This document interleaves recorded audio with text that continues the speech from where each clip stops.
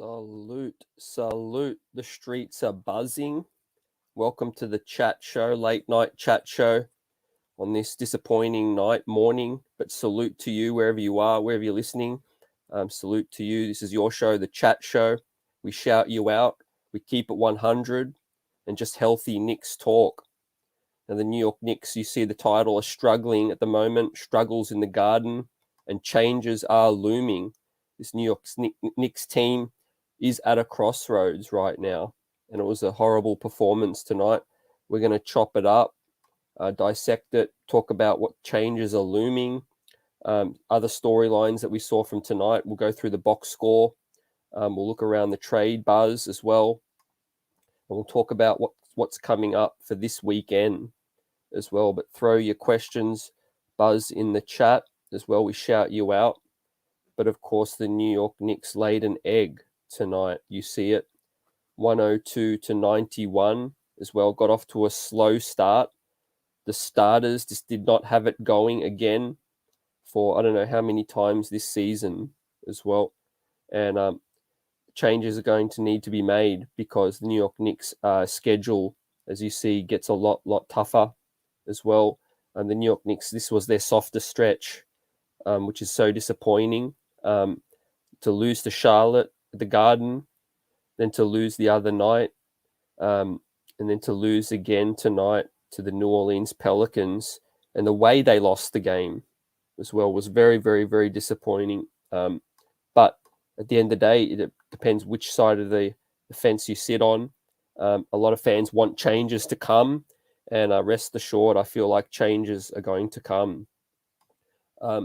We saw, obviously, the return of Kemba Walker the other night, and it hasn't looked good since he's come back. Now, Kemba Walker and Evan Fournier in the backcourt, as we know, it's not a good defensive backcourt whatsoever. It's undersized, not athletic enough, lacks certain skill sets, and I feel like that's the immediate change that needs to be made.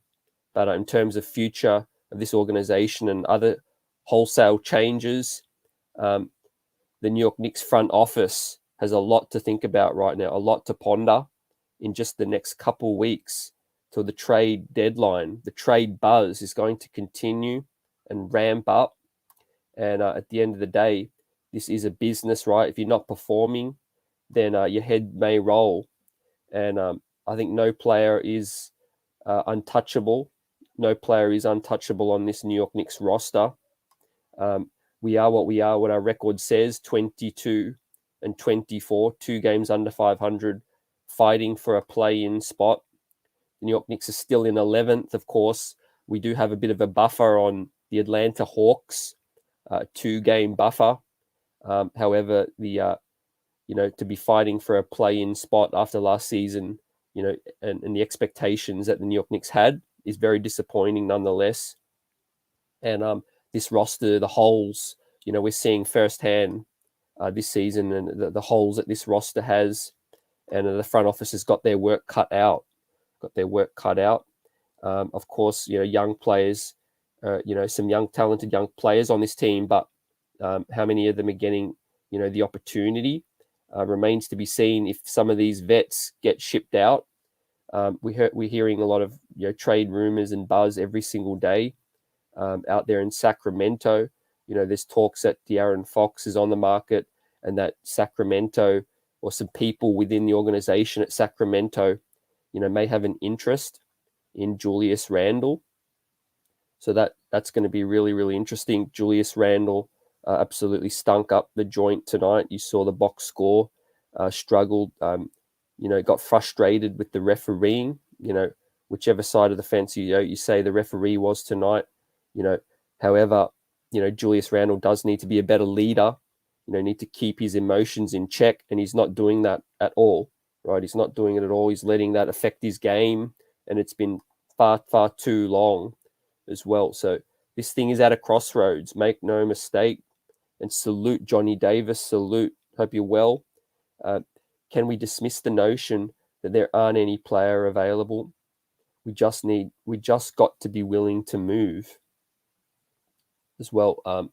So yeah, Johnny, yeah, absolutely. I think the front offices are, they're disgusted at what they're seeing. They're seeing the same things we're seeing, and I feel like no players off the table at all in terms of negotiating moves and anything like that as well. So in terms of that, the New York Knicks have got a few more games. Obviously, we're only 2 games under 500, but the front office is evaluating every single day, Johnny, and tonight was just inexcusable, and the last couple nights as well. There was a lot of talk from everybody, in the chat here as well on the previous shows about Kemba Walker returning, and what that would do for this club. What would it look like with Kemba returning after we were winning? We were on a 3-game win streak. Kemba Walker comes back. People were worried that it would be disruptive. I'm not putting everything and all the struggles on Kemba Walker at all, but Kemba Walker's return, there's no doubt that does, play a part. It plays a part in some of this team's struggles. Defensively, he just ain't it. He ain't a strong defender. And then paired to Evan Fournier with him, it makes it even tougher, against these bigger, athletic, quicker guards, front, backcourts, different lineups tonight. We see guys get up in us, blitz us. We just don't have the size, athleticism, and the skill in our backcourt to compete tonight. And it's going to be a problem all season long, right? This roster is limited. It has its limitations right now. So, tell me what kind of changes you'd like to make, and obviously you see in the ticker too, Cam Reddish. There was a lot of hype, a week ago when that move was made. And to me, I can't wait to see Cam Reddish soon enough, right? Tibbs, one positive, Tibbs did say today pre-game that Cam Reddish is getting very close. It could be any day as well. Salute, D, cool, salute. Cam Reddish could be any day. And Tone, Woo, Garden of Knicks, salute family. Hope you're well. We've got some struggles up in the garden, and we need to fix this thing ASAP. Cam Reddish would solve some things. I hope, man, if we're seeing this kind of disgusting display tonight, like Cam Reddish should get all the minutes he deserves, right? Win or lose. I can't see him not being better than what we're getting from Fournier, what we're getting from Burks, the inconsistencies. Quentin Grimes, again, can hold his head high. Quentin Grimes competes. He's a young one for the future. I'm happy about Quentin Grimes. Look at his box score in the 24 minutes. He was a plus, led the bench unit back into the game, 13 points as well. And facts, Tone, facts. Big trade swarming soon. What do you think is going to happen, Tone? This front office, Jim Dolan in the arena too. He's got to be very disgusted with what's going on right now. We've got average squads coming in. It's not like these are powerhouses coming in, giving us the business at the Garden. These are disgusting squads giving us the business, and no disrespect to New Orleans and some of their ballers. Shout out to that Brooklyn native, Alvarado. Played the game of his life, but that just seems to be a trend all too often, right? Some no-name comes in, has the game of his life out here. We've got to be better than that. Salute, be civilized, salute, and family. This was straight awful loss tonight. We played with no aggression as well as no balance or cohesion as a team at all. And everything is ISO, right? Everything is ISO and turnovers. Absolutely spot on with that take there. Be civilized. Appreciate you coming up after a loss, win or loss. You guys are always here strong. And this is the chat show, your show. I'm shouting everybody out. We're here for each other. Let's talk about it. Try to see how we can fix this thing. But it's not good as we speak right now. The schedule is just going to get so much tougher. And to Tone's point, you see why I've always wanted us to sign JV. That's his guy for a big as well. Yeah, solid two-way big, Tone, JV. I'll always like his game with Toronto as well. They got a good one there. He's big. He block boxes out. He rebounds. He can stretch the floor as well. We need something like that. But we need warriors like that. He hustles, he bustles, he lays it all out. On the line, does JV. And we just see, like, we run into opponents that all too often that outwork us. And D Cool says I think Cam helps offensively, but defensively we still have issues as well. Yep, absolutely, great point, D.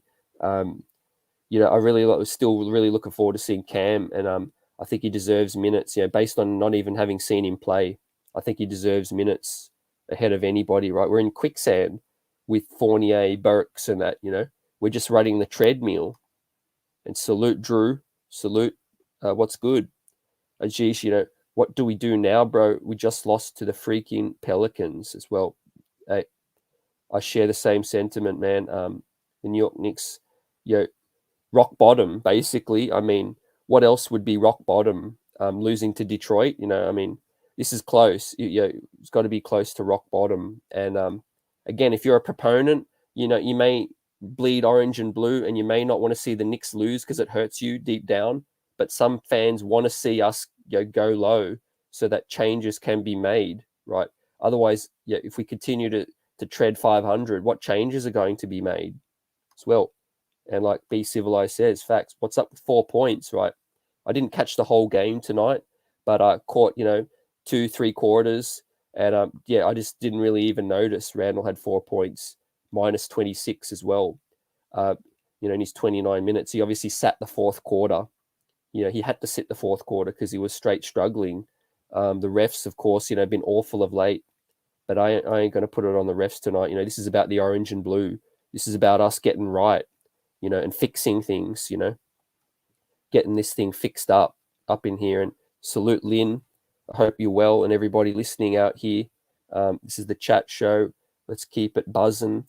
Lynn says this starting unit just doesn't make for a cohesive unit. It's broke. Got to fix it. Get Jalen Brunson in here ASAP. Just for the naysayers, Miles Turner stress fracture and all. Welcome to Knicks as well. So Lynn is on the Miles Turner train as well. The buzz is going to continue, Lynn, with Miles Turner up in here. All the beat writers pretty much reporting unanimously that Miles Turner is one of the hottest targets for the New York Knicks. And I completely agree with you with the starting unit, right? How much more do we need to see of that starting unit before we make a conclusion? It's just not going to work with Kemba Walker and Evan Fournier. It's a definition of insanity, throwing out the same unit all the time, thinking it's going to, contain these athletic backcourts, right? You got Devontae Graham, a 5'11", Mighty Mouse, looking like he's supercharged out here. And Tone says we need to go ahead and snatch Schroeder from Boston as well. I would like that move, Tone. That'd be a nice pickup, on a low contract. Schroeder, he's not going to swing the needle a heap, but he can play D. He can shoot. He'd be an upgrade. And let's see what happens with that one. I think after today, like I say, we're at the crossroads, and there's serious buzz going to be coming up. Salute Soulfinger, number 12. And Drew says Randle also had the easiest matchup yet only shot 1 of 9. Like, come on, man, got to do better than that. Julius just checked out. Drew, he checked out tonight. 4 points. The worst minus of the whole squad. I think 26 minus in just 29 minutes. 1 of 9. Missed both 3 points. What do we do? What do we do with Julius right now? It's a serious problem. It's a serious problem. There's a little bit of talk. There's been nothing quite concrete whether the Knicks would be open to moving Julius, but today or yesterday, Ian Begley of SNY reporting that the Sacramento Kings front office has some people there that are, interested in Julius and talked about him as well. Hey, let's hope these performances don't continue because they might start to sour. And he's too big to settle for jumpers. I agree. Get to the cup. And at this point, as much as I don't like this individual with the Knicks takes, I just want Stephen A to rip this team as well. Hey, I can agree, Drew. There's going to be some ripping. Make no mistake. There's going to be some ripping. Like Be Civilized said too, just no chemistry, right? No squad hard-nosed player on there. 36-year-old Taj Gibson gives us his best valiant effort. But we need some dogs here. We need some warriors. They're going to fight tooth and nail. We just don't have that. And also, even without that, limitation-wise, with athleticism, skill, and speed, right? We just don't have that. Guys are trying their hardest. They're just capped out. And Troy, yep, stop the insanity. And maybe it's time to finally build through the draft as well. And Troy, we have so many young players on this current roster already too, draft picks and whatnot that we could play as well. Jericho Sims, great game in the G League last night. Deuce McBride, a career high 16 assists in the G League. Let's hope these guys start to get some minutes as well. And Soulfinger says, yeah, we're in need of a bad point guard who could play D and move the ball. Can't win with both Kemba and Fournier on the floor together. Facts. It's been proven more than enough, Soulfinger. I don't know what they're seeing out there. I think we're at the point now, it's got to be a political move. It's got to be politics, the front office and whatnot, or a showcase for the trade period coming up. Because everybody can see, Ray Charles can see that Kemba Walker and Evan Fournier, aren't good together, aren't effective defensively. Kemba Walker coming back, has caused a bit of a ripple effect in his return as well. In terms of ripping the Knicks as well, best believe the media is going to start really sinking their teeth into this squad. Julius Randle, the story is he hasn't fronted the media for 7 or 8 games post games in a row.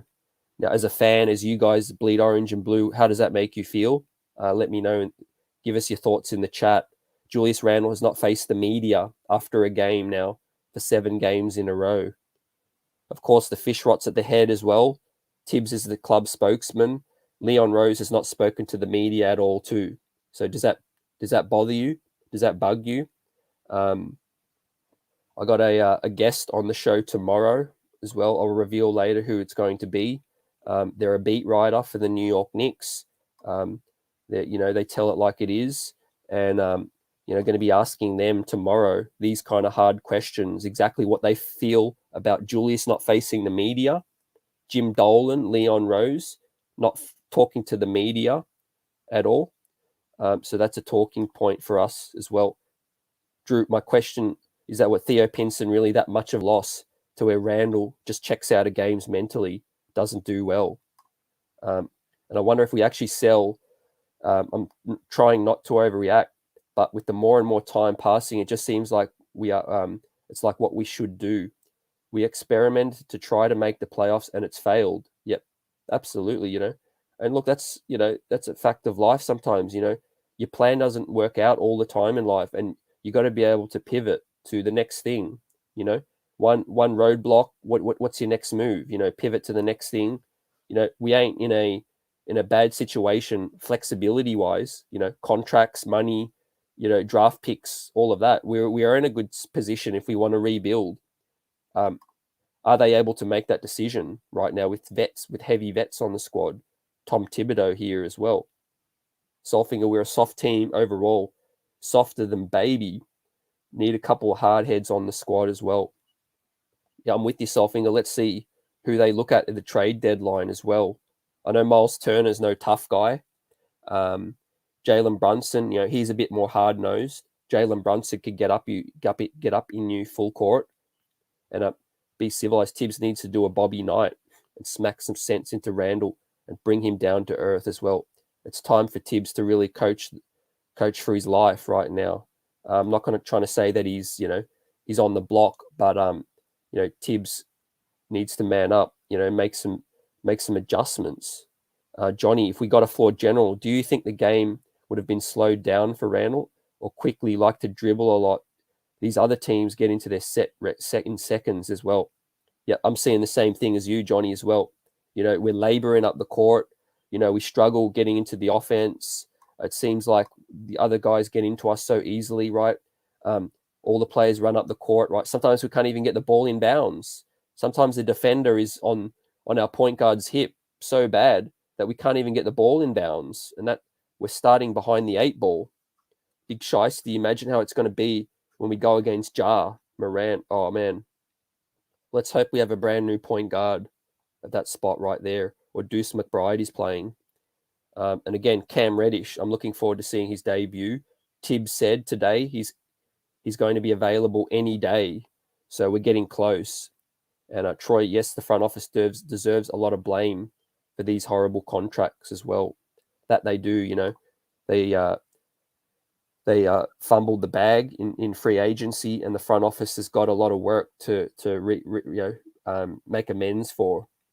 And so I think a big shiesty, I don't want to imagine that it's going to be bad. It's not going to end well. If Alvarado, if what's his name, Devontae Graham is lighting us up, well, hey, that's all you need to know. Ja Morant going for career high. Book it right now. You can bet on it. And Drew, I feel like Tibbs doesn't hold Randle accountable because he knows he'll upset him now if he does.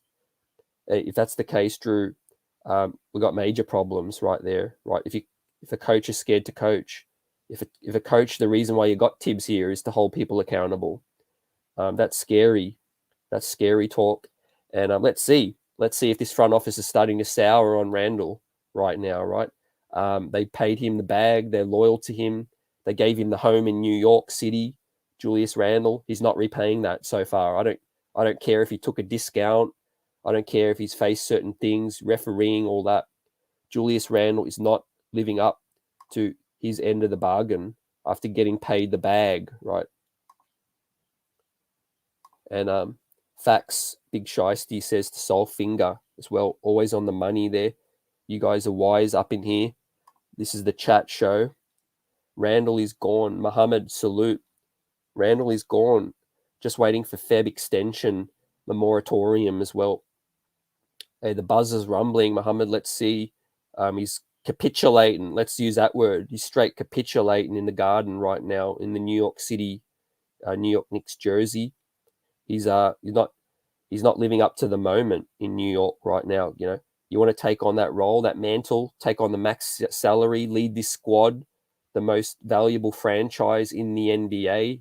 You want to be that dude on the billboards, the national commercials, all of that. You want to play like this with a small mentality, small temperament. Nah, man, I'm starting to sour on that. I'm straight starting to sour on that. And the front office, I know they're loyal to Julius, their family, whatnot, agents. He balled out last season, but it's just been unacceptable so far, right? How does a max salary leader put up 4 points tonight against a New Orleans Pelicans? Be civilized, Drew. That means we got the wrong coach for the job. Absolutely spot on there. Straight facts with that, Put that up there. Let's leave that up there. Tom Thibodeau, 64 years old, had his birthday. Is Tom Thibodeau's best days past him, right? You guys tell me, right? What are we seeing lately from Tom Thibodeau, right? What has he done for us lately? Deserved all the flowers he got last season right now. Is he coaching this squad up to the best of his ability? I don't fully throw Tibbs under the bus because the front office didn't get him what he wanted, what he needed as well.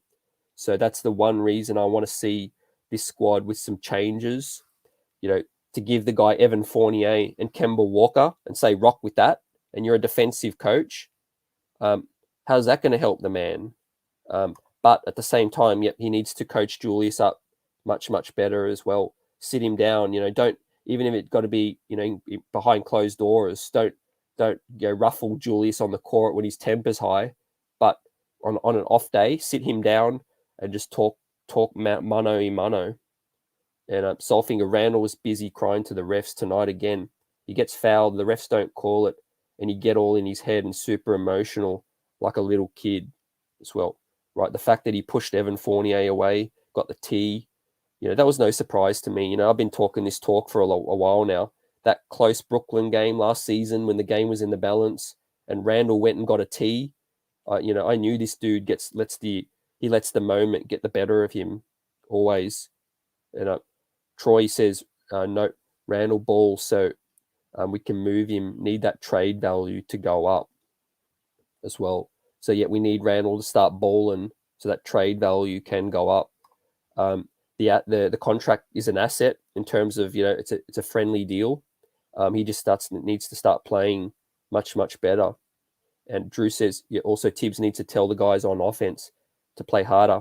Is it that we focus so much on our effort on defense to where our players have no energy on offense as well? I just think, it's a bit of everything, Drew. And also, we're just not skilled. We're just not as skilled as some of these teams out here, right? And that's no shame. This is the NBA, right? We saw a dude, no name, hungry dude, Alvarado tonight, come here, right, and have the game of his lifetime. And that's the thing about this stage we're on, the New York Knicks, the Mecca. Players want to come here and put in the performance of their life, right? And Mohammed, emotionally unintelligent Julius as well. The buzz is going to start to get louder. I feel like some team will be gullible enough to take on Julius as well. Yeah, absolutely, Drew. I think in a three-way deal as well. In a three-way deal, Julius could be gone. I'll be happy for a couple of pieces, maybe not a 1-for-1 for Julius, but if it was a couple pieces, I'd be down for it. And Tone, spitting the facts always. Julius is showing us what he really is, which is a really good bench player, not a franchise dude right now yet. And Tone, that's on the front office too, right? They anointed him and put him in this situation, and they need to quickly get us a number 2, number 3. And Lynn raises a great question, putting ourselves in Julius's mind now, all this frustration he's showing. Do we think Randle wants out? After all the turmoil this season has brought, I'm not sure Julius still wants to be a Knick. Lynn, actions speak louder than words, like you say. And tonight, and for many, many nights, Julius just, the world's there. His frustration is there. And he's just not being composed, right? Not showing in front of the media for 7 games, not looking like he is on the court, like a leader for this squad. I personally feel no doubt he's frustrated with the squad. He took a pay cut. They got him Evan Fournier. They got him Kemba Walker. There's no doubt he's not happy with that. But he's close to the front office. You got to give them time to work some things. Work the trade deadline. Work another free agency. Get his guy in here. Maybe Turner. Does that calm him down?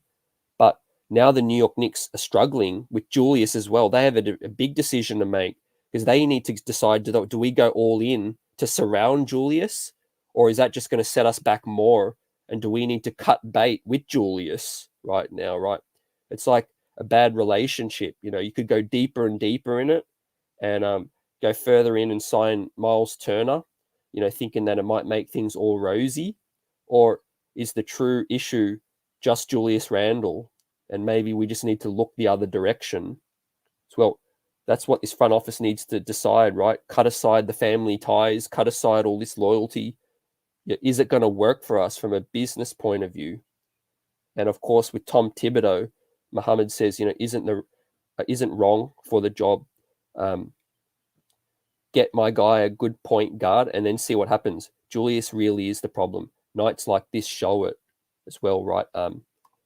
Julius has limitations too, Mohammed, as well. Chat, everybody, we all know his skill set limitations, not just the mentality issues.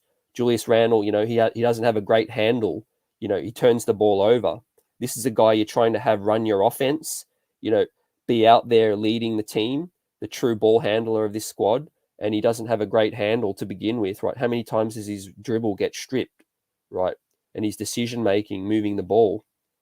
And Troy, if we were able to move Randle to the Kings, who would we look to return? I think definitely one of the young pieces, De'Aaron Fox or Halliburton, would have to be either 1A or 1B in part of that deal. And then maybe you throw in Harrison Barnes, maybe, Buddy Hield as well. I'm not sure. I could see maybe 2 pieces coming back from Sacramento. We may even need to attach a pick to Julius as well. Who knows as well. And spitting facts for sure. And Mohammed, Fox, Julius for Fox or Simmons. Tone says Randle, Burks, IQ, a second for Miles Turner, Karis LeVert, and Brogdon as well. Hey, I'd love that deal.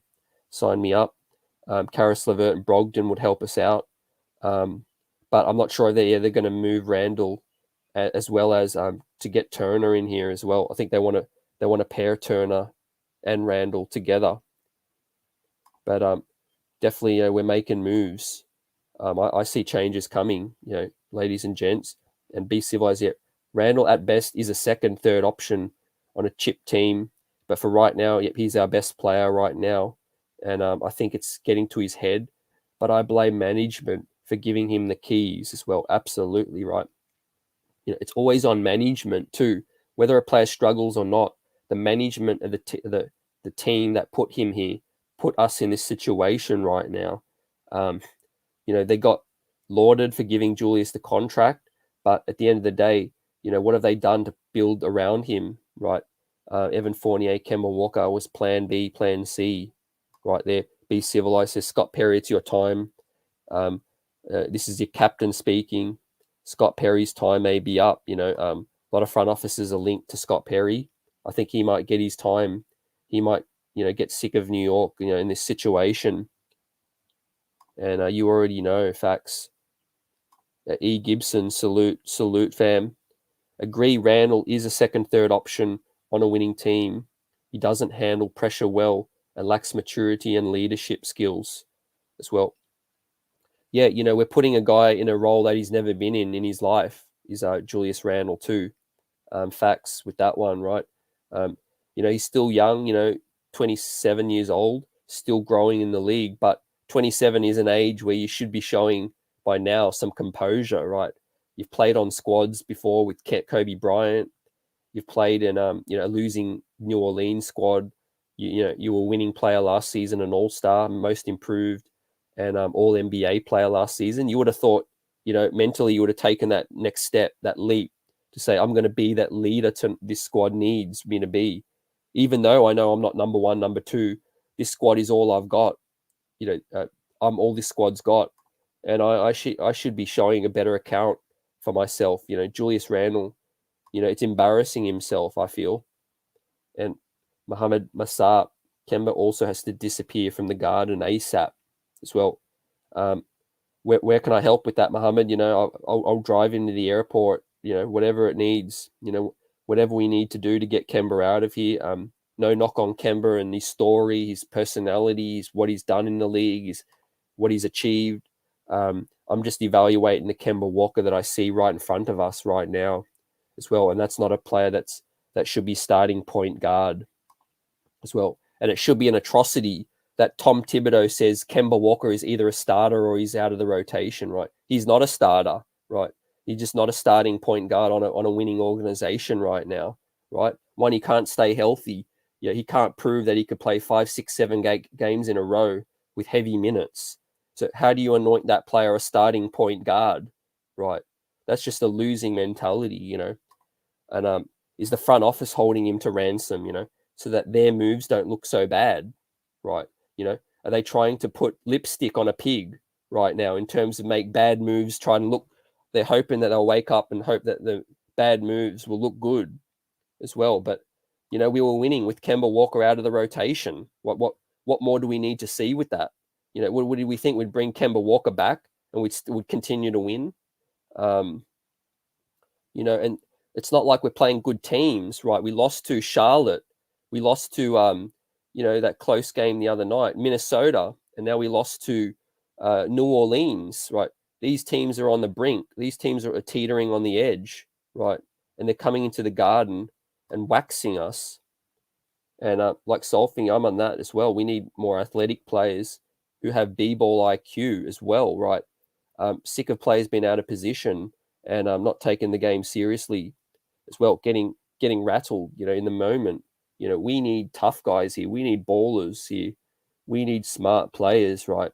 And the one thing, I've got no issue with vets, right? But get the right vets, right? Dudes like Eric Gordon or Josh Hart, these kind of dudes, right? They defend and they can score as well. They're two-way players. There's a lot of vets out there that we could have signed that would have been the right vets, right? So this front office in free agency has pooed the bed, basically. Drafting and trading, they've been good. They've been a positive plus, but handing out contracts so far, they got us in this situation, right? We had a beautiful launching pad last season, the 4th seed. We were ready to make upgrades. We had cash.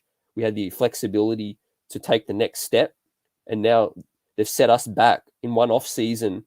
We were making strides, and then we've been set back, right?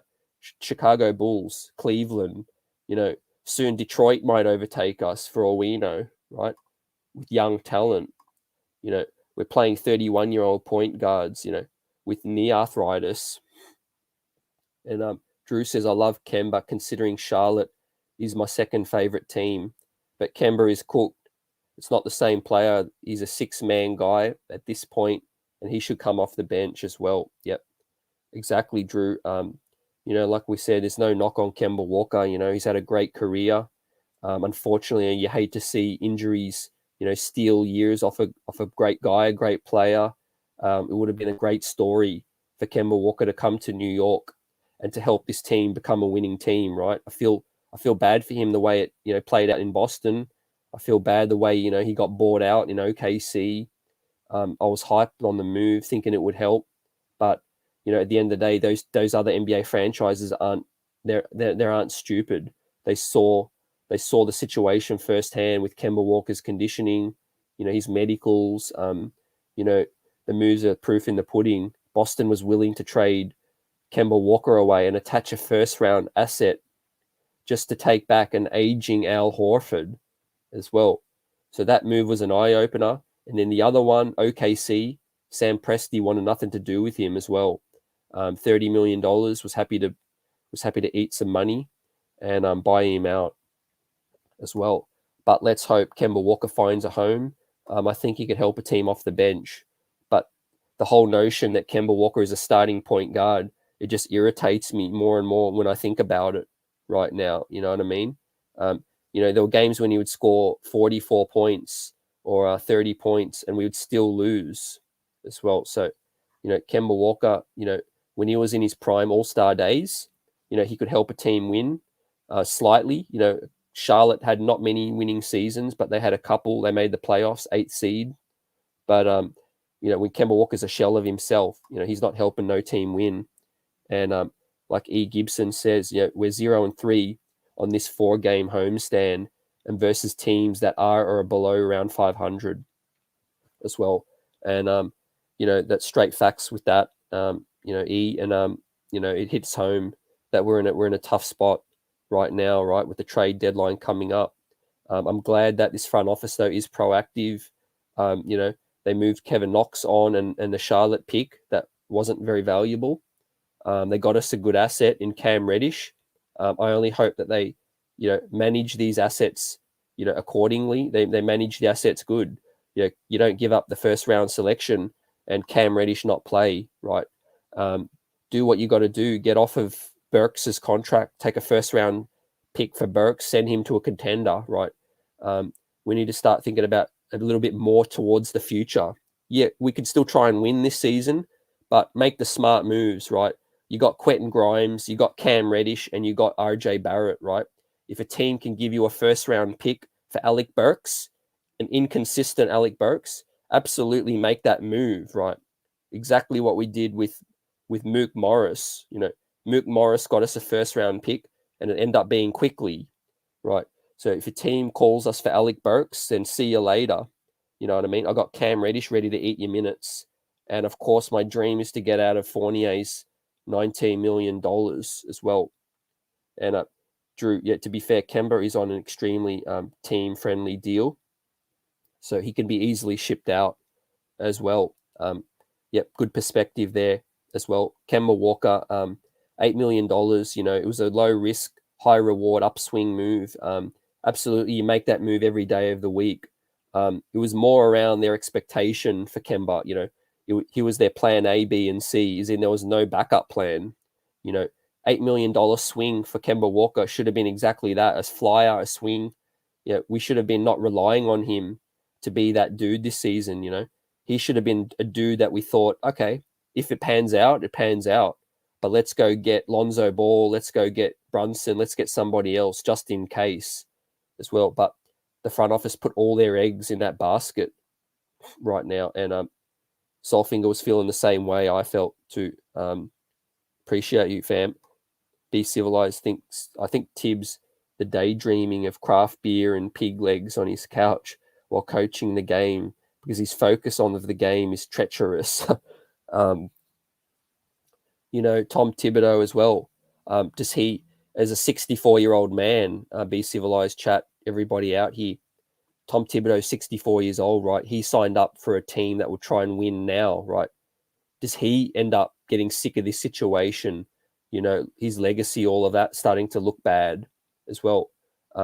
He would have hoped the front office could bring him some bona fide ballers right now. And if you're Tom Thibodeau, who's coached the Chicago Bulls squads, coached Jimmy Butler and Cat together, Zach LaVine and all that, look at the squad he's coaching right now. This cannot make Tibbs happy. Regardless, he's never going to come out and say it. But what bona fide players has Tibbs got at the moment? He's got Julius and he's got an RJ that's still growing, still emerging. And what else has he got? He's got nothing else, really. So I think Tom Thibodeau's got to be as frustrated as he's ever been. And you see it on the sidelines. You see all the beat writers, the commentators, announcers, everybody saying how much Tibbs looks frustrated. He's getting teed up. He's arguing every call. I think last season he thought we were on the right track. He wanted Reggie Bullock back. That's on record. The front office didn't acquiesce to his need. Instead, they went their own way. They got him Evan Fournier. They got him Kemba. And Tom Thibodeau's got to not be happy, right? Let's see how much input Tibbs has in this trade deadline coming up, right? And was he a catalyst in the Cam Reddish trade? He spoke very, very highly of Cam Reddish today. So that's a positive that we could perhaps see Cam Reddish in action as well. And Solfinger, I'm tired of looking at Tibbs standing there looking like Gargamel and not changing up the rotation, and making in-game adjustments as well. I think, like we say, Solfinger, Tibbs is never going to do that. He's going to die with his soldiers, and he's going to continue to run the same thing over and over and over again. He just doesn't want to look like a guy who goes back on his word. As foolish as it looks, as it sounds, that's just how he is. He's a lifer, and he's going to trust those vets at the end of the day. But he has, I want to give Tibbs some credit in somewhat. He has, evolved in some regard in terms of giving some of these young players more minutes if he likes them. That's the caveat. He has to like them. Emmanuel Quickley, he gave him shine last season. He gave him the opportunity to rise. Quentin Grimes has won Tibbs over. He's playing Quentin Grimes a bit more now if he thinks he can help you win. But he just doesn't trust a whole lot of other guys. In my opinion, Jericho Sims and Deuce McBride should be in the rotation over Taj Gibson. You can't be prioritizing a 36-year-old when your record is 500 or below. I mean, Jericho Sims is a potential piece for the future. Be giving him reps right now, right? He can help. He's got skill. He's got athleticism. And Drew says, all of this made me wish Steve Kerr chose us instead of the Golden State Warriors as well. I think it everywhere ended up where they needed to be, Drew. I think, Steve Kerr never would have stayed anyway. I think even if they'd come to sort of agreement, he wanted more control. And I think James Dolan just wasn't willing to go there or to meet Steve's salary requests. But Steve Kerr ended up in Golden State, and he's got to be really happy with that. Troy, the Burke signing was so redundant. Typical Knicks move, blocking young players, Kemba as well. Great comment, Troy. That's the mindset that we're currently in, right? The front office is hell bent on trying to stack young talent, but let them rot, let them go to waste, and sign vets as well, and give all the minutes to the vets. It makes me want a Greg Popovich up in here, because Greg Popovich will just pull a whole starting unit to embarrass them and will put the bench on. He does not care. Whereas Tibbs is too scared to do that. It doesn't matter if Evan Fournier is earning 19 mil. Burks was good for us last season, right? If there are nights they don't have it, give the other guys shine. Give them a chance right here. And I hope we consolidate with Cam Reddish here. I hope much as I love Burks and what he does for us, just where we are as an organization, we're not winning. We're not winning a chip. We're not going to go far in the playoffs as currently constructed, right? Stack that first round pick, stack it up. I think that'll just give us more and more flexibility for that big trade when we need it. Whether that trade is X player, Zion, or whoever you want to get up in here, right?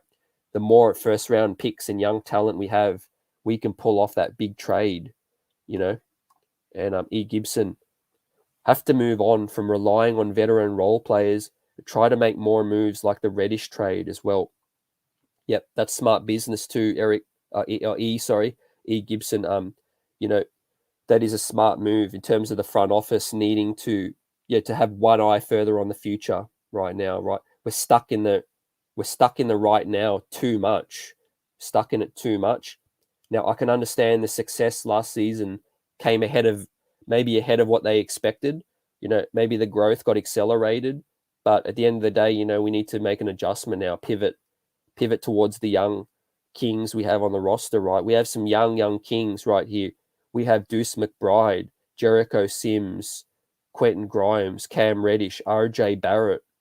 Just really prioritize them, right? It may hurt in the short term, but trust me, it's going to pay off in the long term.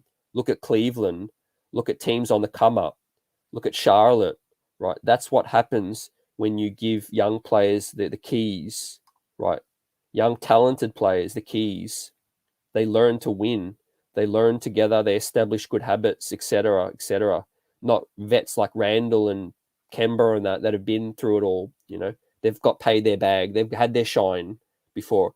We need players in New York that are hungry, right? Not dudes that have had their food and eat already and are full.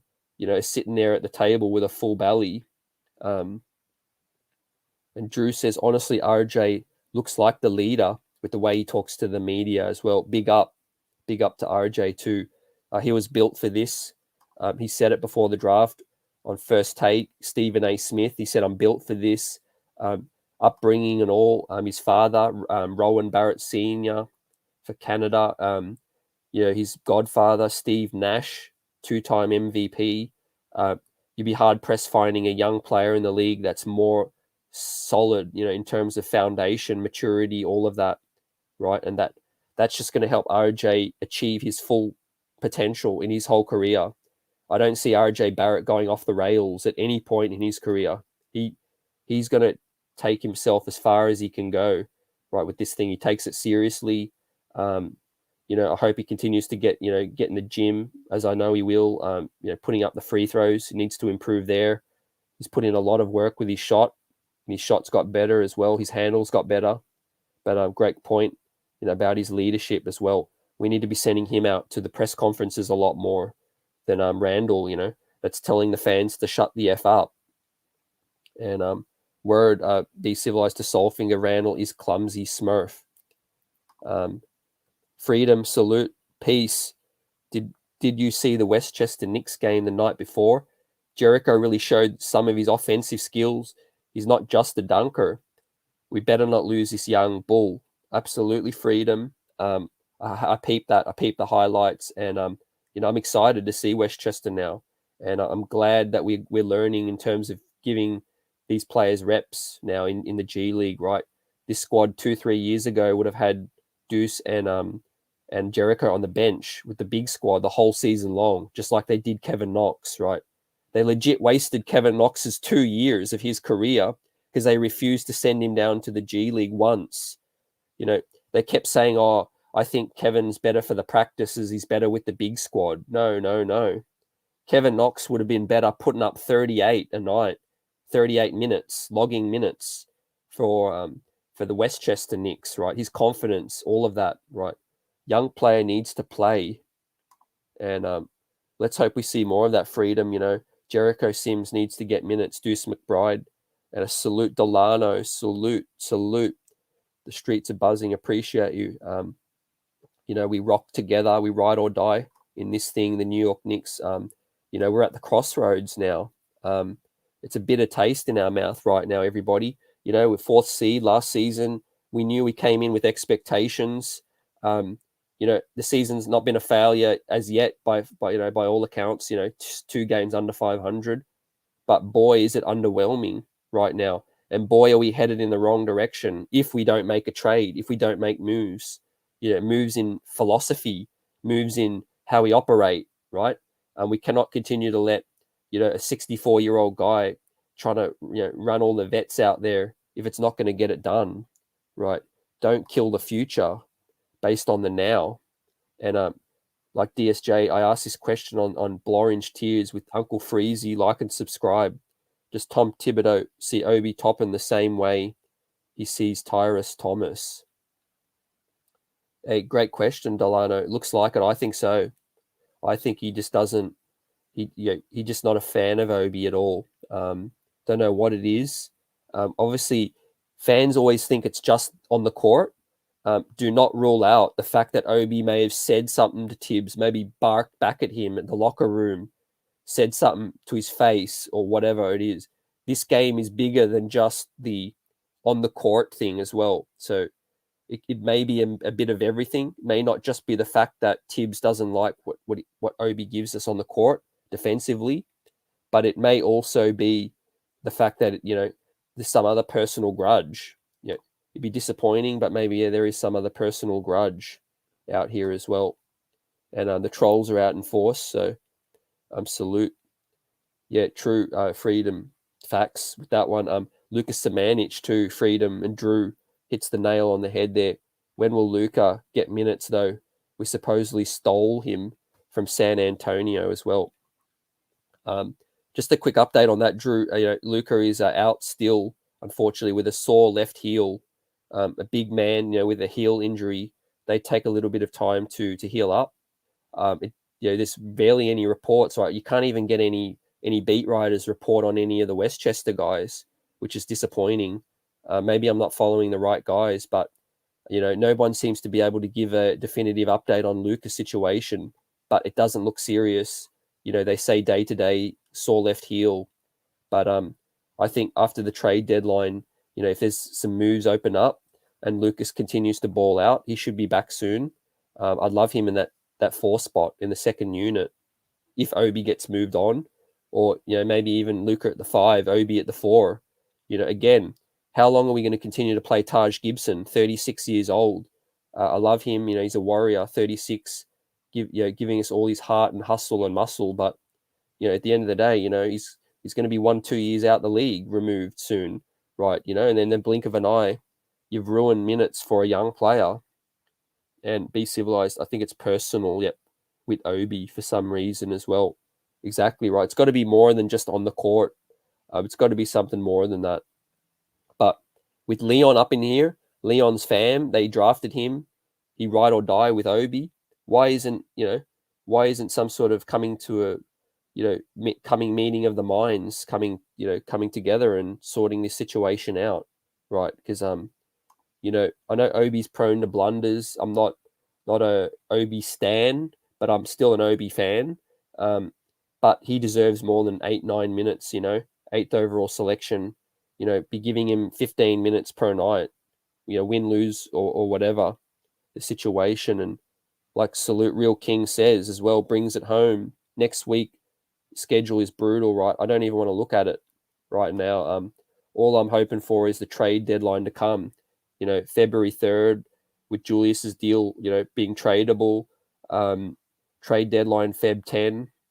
This trade buzz is going to reach fever pitch. It's going to be crazy out here. And like I said, I got a guest tomorrow. Mark Berman, the New York Post, will be joining me tomorrow as well. We'll be talking about the wash up from tonight, all the things with Julius, you know, not fronting the media, the Obi Toppin situation. I'm going to be throwing him the hard questions as well. You know, obviously, people feel this certain way about Mark Berman as well, but he reports on the team for what he sees. He asks the hard questions, and you know, at the end of the day, sometimes, you know, when the product on the court is not delivering, I'm okay with the reporters, not just him, everybody. You know, everybody asking players, you know, what's up, as well. Obviously keeping it, within bounds, not keeping nothing personal out here. But, at the end of the day, this team's underachieving, right? And I also want to find out Leon Rose, his situation with that, not speaking, talking about where this front office is headed, this organization. And E. Gibson, road games versus Cleveland, Miami, Milwaukee. What I was hoping we could do here on the homestand as well. Facts, right? And you know what? This team is so inconsistent, E. I would not be surprised if we came out and stole a couple of those tough games. You know what I mean? Because I say that because this team plays hard when they play tough opposition. They know they got no choice but to come out and play as hard as they possibly can. And that's what's so frustrating, right? Teams like tonight, Charlotte, Minnesota, they don't get up for. But, Cleveland, Miami, Milwaukee, best believe they'll play their hardest on those games as well. And that's frustrating as well. And, if we could just continue to tread 500 until we make some moves, maybe that does help us, take this season to somewhere where we need it to go. And Delano says, how frustrating is it that we see McBride play well in the G League and then he only gets garbage time minutes with the main roster as well? I agree. It's very frustrating. It's what we often see when we're in the first part of the season. I think in the second half of the season, these dudes on the fringes, situational, start to see some more minutes. And let's hope, because I think, come the second half of the season, Deuce McBride is going to be ready. He's going to be ready, a 10-10 guy. I could see, if Deuce McBride plays 30 minutes, he'll be getting you 10-10. I feel like it. And be civilized. It might be time for a team meeting on the low after tonight's circus act at MSG. Absolutely, be civilized. You mentioned there the circus act. James Dolan's in town too, sitting there watching what's going on. He cannot be happy right now with the fans booing the product on the court right now. And peace, D. Russ, peace, salute. What have you got for us? Give us your opinions on this thing. And what do we want to see? What do we need to see out here to right this ship? Delano, facts, right? Berman, relax. Mitch, Rob, great. The way Mitch handled that too, right? That's all you got to do. It's amazing how a young Mitchell Robinson has the maturity to handle a situation, right? If he doesn't like the question the beat writer asks, then make a joke of it or something like that, right? Julius Randle and others, sometimes they just let it get to them too much, right? And that's the issue. You play in New York City, you need to have thick skin, regardless what the critics say, the writers say, all of that, the fans booing. You're right. You're in the Mecca, right? It's a privilege. It's a damn privilege to put on the New York Knicks jersey and rock out at the best arena in the world, right? Where every other player says they want to play at, right? It's a privilege to come out here. You can't come out here with thin skin, acting a fool, thumbs downing, all of that, when Julius looks back at this, when he's 50, 60 years old, talking to his grandchildren, I think he's going to be embarrassed about the situation, right? All the fans are doing is venting their thoughts, their frustrations, right? That's all that's been happening, right? And salute Real King, I appreciate you as well. Yep, great time, exactly right. Great time to Mark to come through and give us an upgrade, right? And I'll also let you know another special guest is going to be joining Mark and myself as well as part of the session.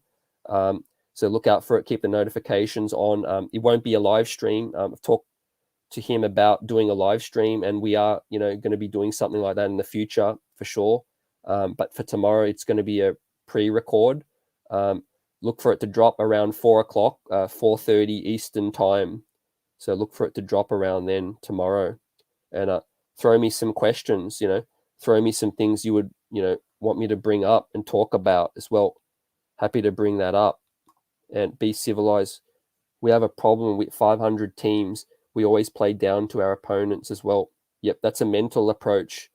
Mental approach as well. And, there's always talk, is Tibbs messaging wearing thin, right? How long can it go before a coach is just constantly shouting at you, barking at you all night, all day long, right? that's going to wear thin on guys, right? And that is the knock on Tibbs. Some want to believe, some don't. Some want to hope that he's changed. All of that. At the end of the day, that's how he sees the best way he gets out of its squad is to just be intense 1000% of the time. That is Tom Thibodeau right there. It worked last season. It's waning thin this season. Does next season it just blow up as well? Apparently, to all the Tibbs doomsayers, that is the timeline. The first year he'll overachieve. The second year it'll start to wear thin. The third year it'll blow up in his face, right? And this younger squad, these young NBA players, they're a different breed. They're a different generation right now, aren't they? With social media and whatnot, thin skins. And D. Russ, in the words of Michael Ray, the ship be sinking. Can't lie. I can't disagree with that. No lie. We're at crossroads right now. But in terms of the health of the overall organization, we have flexibility, we have the assets, all of that. Are these guys smart enough to, pivot to where we need to be, where we need to go, right? If they double down around Julius, cap strap us with some bad moves, then that's going to be frustrating. That's going to be frustrating to see. This squad has its limitations with Julius here, right? Unless we're bringing in a bona fide all-star to pair with Julius, there's only so far but we can go. And I would like to prioritize the future a little bit more. And I don't mean by tanking by that. I just mean start to identify who's a bona fide baller on our squad, in terms of the young fellas, and empower them, give them more minutes right now. To me, Juice McBride, Jericho Sims, Grimes, RJ, Cam Reddish, all of that, continue to give them quickly, Obi, start to prioritize them a little bit more. I don't care if we move Julius Randle's minutes down to 28 minutes, right? He can, if he's not proving he can be effective for 38 minutes, then give Julius 28 minutes, and DSJ, Randle needs to be embarrassed that his numbers are down this season. He's getting outplayed by the likes of Herbert Jones. Facts, for real.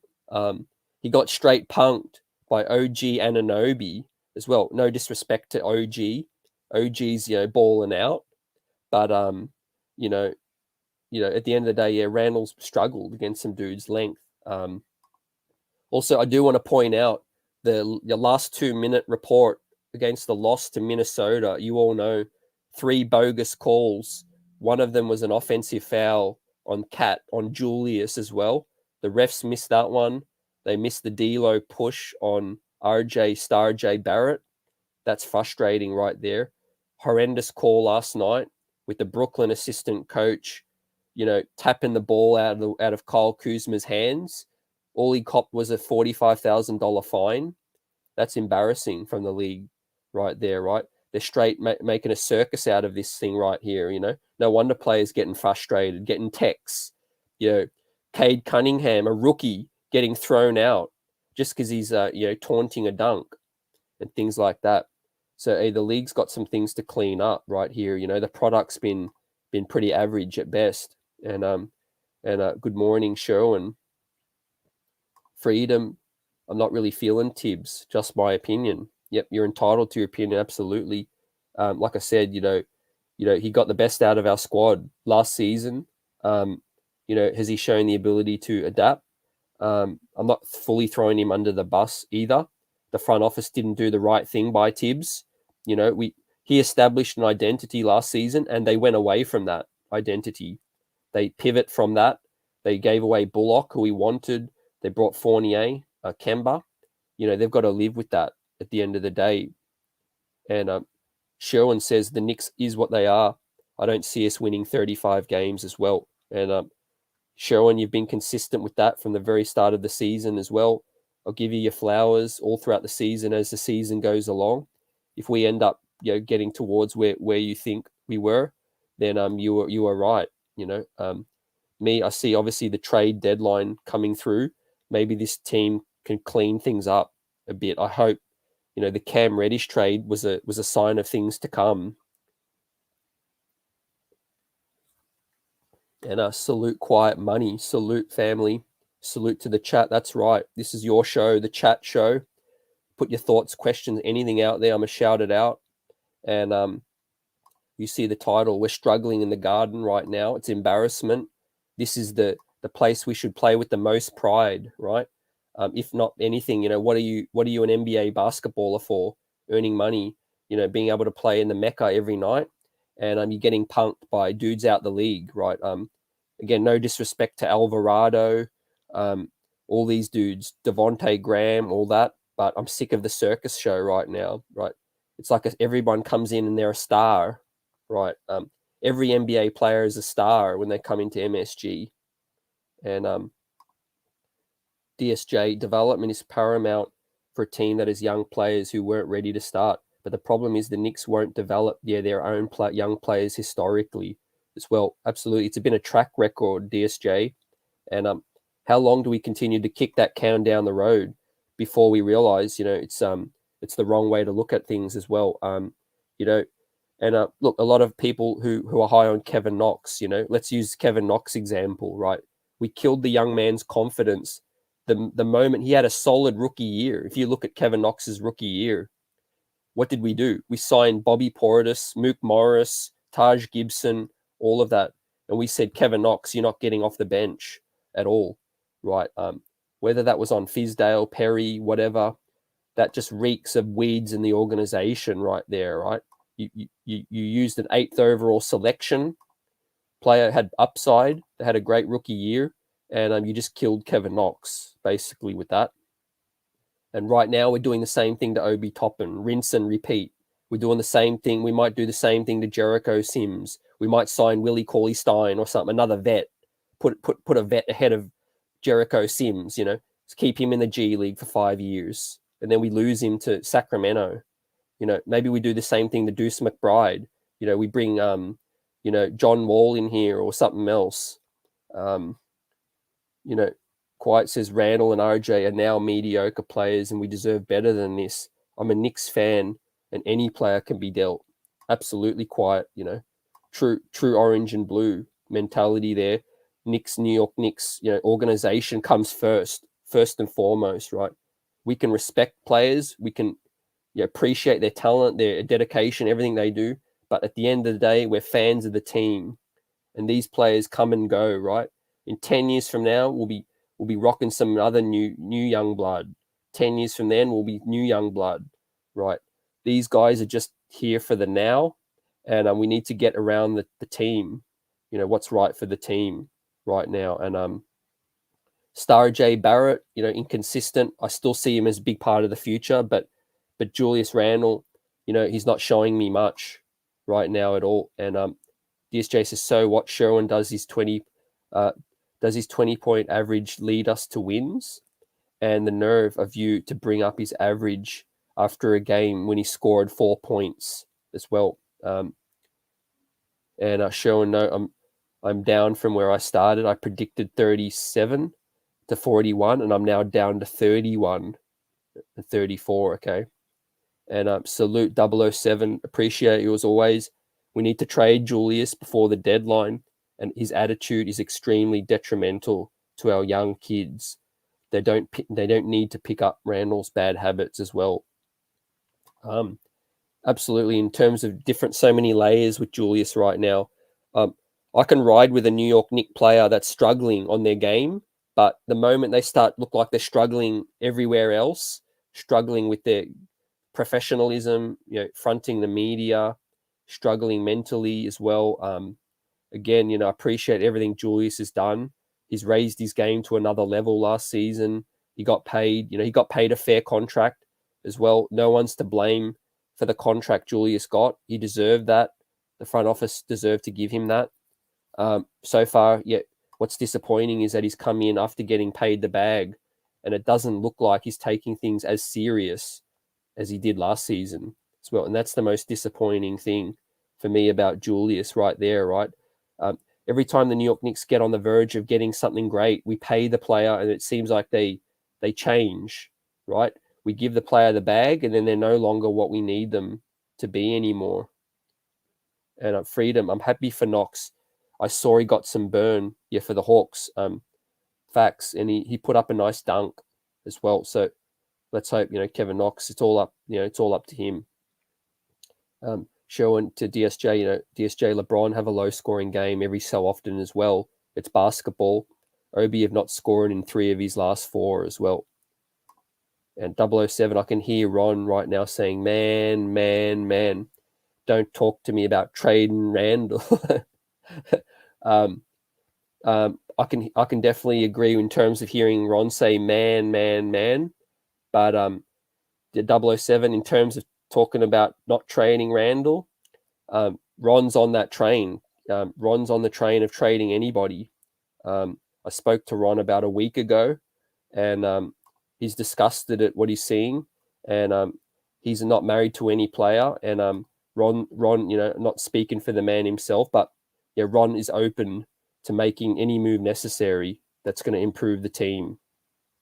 And Johnny Davis, we got the best fans, beautiful basketball court at Clyde Frazier, and we should be matching that with real Knickerbocker basketball as well. Great comment, Johnny. We said, we're the best fans in the world. We deserve more. We've been loyal through thick and thin right here, and it just get to a point where every single season feels like Groundhog's Day, don't it? You know what I mean? We show glimpses, we get excited a little bit, fake comebacks, great inspiring wins, and then it's just back to the down where we are again, rinse and repeat. These other organizations that are struggling come in here and play well all the time. And I think it was more than Knox having a lack of confidence. He doesn't have an on-court awareness and agility needed to thrive at his position as well. Yep.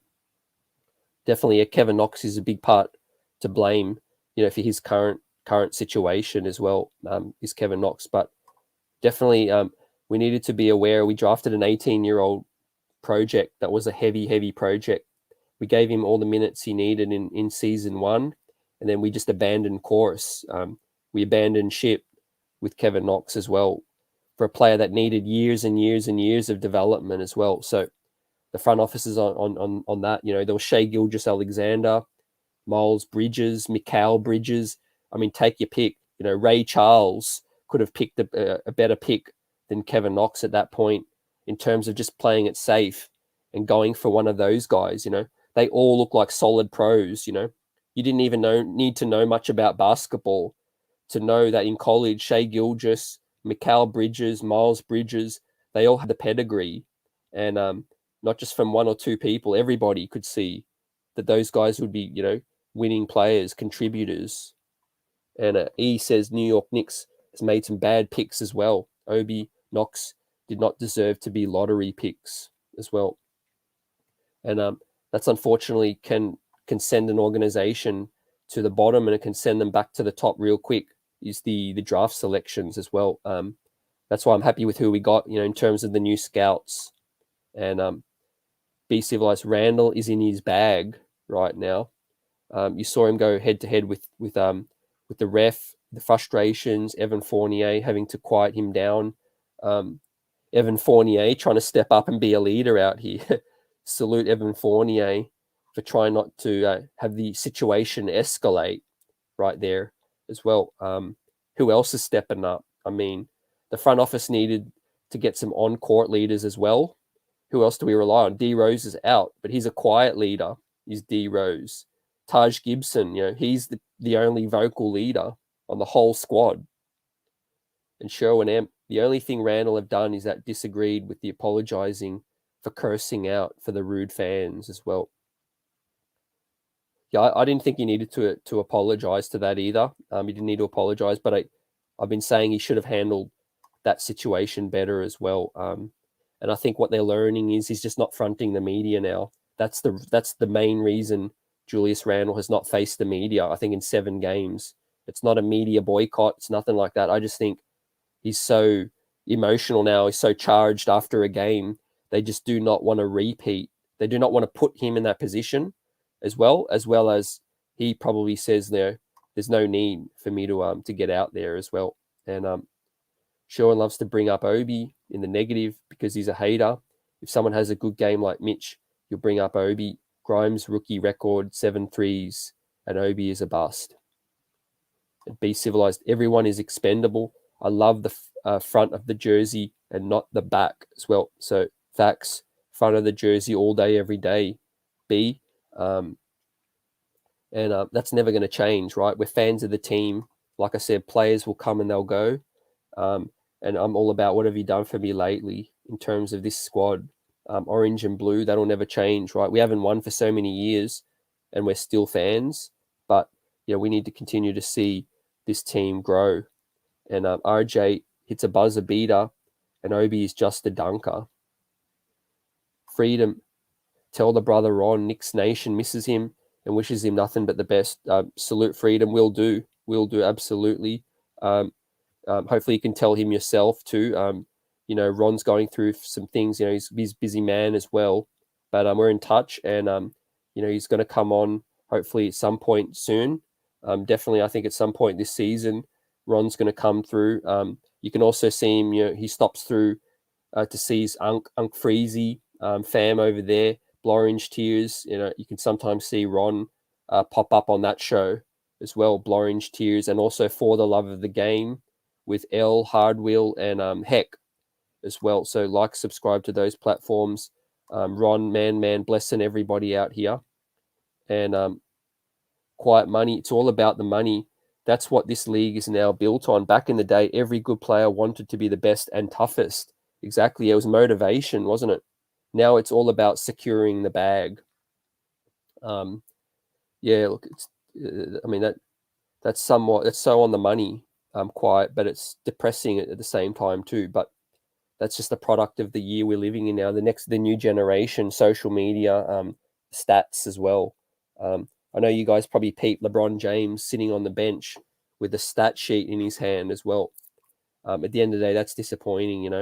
Just look at the stats when the game's over.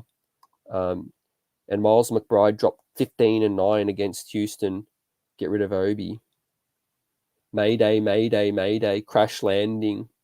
D. Russ up in here. We need some wholesale changes. I think we need to pivot directions for this organization right there. It's all good to try and make some big upgrades, but I just don't know who's out there right now that's swinging us in that direction, right? Who's going to move the needle forward? You guys tell me. Who do you think might be available that is going to swing the needle in the right direction to build around Julius as well? Or do you think the move is to move Julius, to cut bait and see what we can get? Quiet Money. Frank is not even a second round talent, and the Knicks picked him with the pick number 8 or 7, I think. That was Phil Jackson, right? Giving us blessings by the day. And we passed on SGA, and Halliburton and New York Knicks have needed a point guard since Ray Felton, LOL. And salute Ray Felton out in the building today. Once a Nick, always a Nick. Getting his shine out here is Ray. And can't lie, right? It's been a gaping hole year after year as the point guard spot. From flashes in the pan from Linsanity to, Pablo, an older Pablo Prigioni, Baron Davis, Mike Bibby, Ramon Sessions. You guys all know the names. Emmanuel Mudiay, Trey Burke, Franks, finally we have some dudes. Miles McBride, he looks like a future point guard. We need to start prioritizing that, and we need to sort this point guard situation out. Real King 7 games, question mark. I did not know that he wasn't speaking to the media. Yep, absolutely. Real King, since the whole blow up, the apology, the shut the F up, Julius Randle has not spoke to the media after the game as well. And I don't think it's on one person's decision. I think it's the organization as well as Randle probably just thinking that's not ideal for anybody right now, especially with the questions. But at the same time, how long can they let it go for, right? How long can they let that situation go for before Julius has to be able to talk to the media? He's this organization's leading player. He's going to have to speak at some point, right? Is he not? And facts from Freedom, D. Russ, and Be Civilized here. Westbrook walked off the floor tonight in the middle of the game in the fourth quarter. Coach benched him. LA got problems too. Facts. And Russ is the coach Vogel is on the block. He's on the chopping block. Is Vogel. He's coaching day to day for his life out there, and I think they're going to try and trade Westbrook as well. Yeah, facts. Freedom. Felton was on the Garden Vision tonight. He was there in the building doing his thing. Once a Nick, always a Nick. And hey, salute to everybody. You guys are on fire tonight. The chat's lit up in here. Thursday night or Friday morning. This week, more and more buzz is coming. Like I said, got the show dropping about 4:30. Recording with Mark Berman tomorrow. Check that out. And another guest is joining us for that. We'll be talking about everything. There'll be no topic out of bounds with that. And Sherwin says, Delano Steele, my favorite player in the NBA is Mitch. I know whatever he does. I don't like bad players on my team. Obi and IQ are losers. I want winners.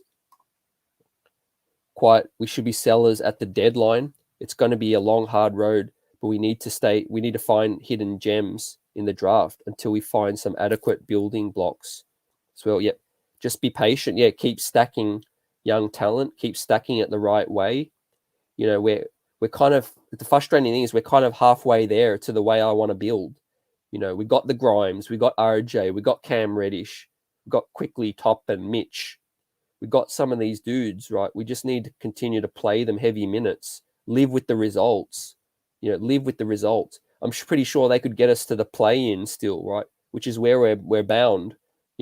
Obviously you sprinkle a couple of vets, your Burks, your Fournier and Randle, but the Kemba Walker thing, no. So continue to play the young players a little bit more minutes so that you can get better and better every year so that somebody pops. And that you can't continue to rinse and repeat these vets like Evan Fournier, Burks and that, right? It's fool's gold trying to win 41 games, finish in the 7 seed, right, year after year, and think that it's going to move the needle, right? Just playing those vets, I feel. And like I said, you guys are on fire tonight. Other talking points, right? Cam Reddish revealed today. Tibbs said he is ready any day now as well. So he liked his attitude. He said he's been arriving early to practice. He's been putting up shots, working on his thing, his craft. Cam Reddish has impressed Tibbs so far. So you guys, how high are you on Cam Reddish as well? Are you confident he's going to get some minutes out here? Do you think, I'm evaluate after the trade deadline because I think they will try and clear some minutes for Cam. I'm not going to make any, rational judgment right now about Cam playing or not playing, just because it's crowded up in here. It's crowded with Evan. It's crowded with Burks. Grimes getting minutes. RJ. But if the trade deadline passes, I definitely want to see Cam playing 20 minutes a night and be civilized. Yeah, it's all about the building blocks. Some blockheads need to be shipped out next day delivery. Express right there, right? UPS Express. That said, let me know, you guys throw out there who you want to move on, who you hope to get in here. Tell me the way that you would like to build this team, from here right now, because we are at crossroads. We have a 64-year-old coach right now. How in sync is he with the front office? That's going to get revealed, right? They can only but hide their intentions for so long, right? Whether or not Leon Rose speaks or he doesn't speak, what he's going to tell us is the actions. The actions are going to speak to us about what this squad does coming up, in February and the summer. The draft, we have the Dallas draft pick. We have our own picks as well. Is this New York Knicks team going to throw away all the draft compensation to stack vets for Tibbs? Are they going to move away from Tibbs and just realize that, the timelines just don't match? Maybe the timelines just don't match for that. So at the end of the day, soon, a lot of questions will be answered. And Freedom says, did some of the management go overseas to look at our young European player? I forgot his name. You mentioned him before. Facts with that, Freedom. Rokas, Jokabaidis. from Lithuania. Yeah, he's balling out in Europe, and the plan is for some staff of the New York Knicks to go visit him in February as well, and see him play out the last part of his season up there, where he's on track to win the rising star of the EuroLeague. So that is one pick again. The New York Knicks look like they've hit some target with that 34th selection. He looks like a promising young point guard over there. He's playing good minutes for a very good team up there. And the fact that the Knicks staff want to go up there and have a look at him in person does tell me that they are, interested in his skill set. They want to evaluate, and they want to see if Rokas is a part of, something either moving forward with the team, or maybe a throw-in trade chip to keep Quickly out of a deal, or to keep McBride out of a deal.